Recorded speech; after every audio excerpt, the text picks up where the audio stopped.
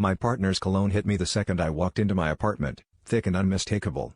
Only, my partner was nowhere in sight, just my roommate, lounging on the couch, shirt collar askew and that exact scent clinging to their skin. I asked if they'd seen my partner today, and they shrugged, not meeting my eyes, fiddling with the sleeve that was pushed too far up their forearm.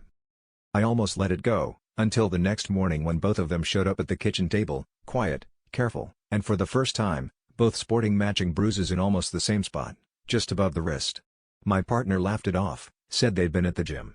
My roommate agreed, but their stories didn't line up when I pressed, and I could feel something ugly building in my chest, a question I didn't want to ask out loud. That night, the shouting started through the thin walls. I heard my partner's voice, raw and desperate, my roommate's, sharp and furious.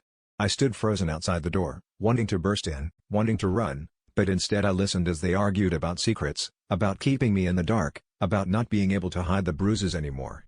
I realized their fights weren't just with me, they were with each other, too, and I was the battlefield. It was then I saw it clearly, the cycles, the jealousy, the need for control that none of us would admit. I was so convinced I was the victim, but I was part of the chaos, too, feeding off the drama, letting it define me. When the door finally opened and they both looked at me, bruised and breathless, I realized I didn't want to know whose side I was on. I just wanted out.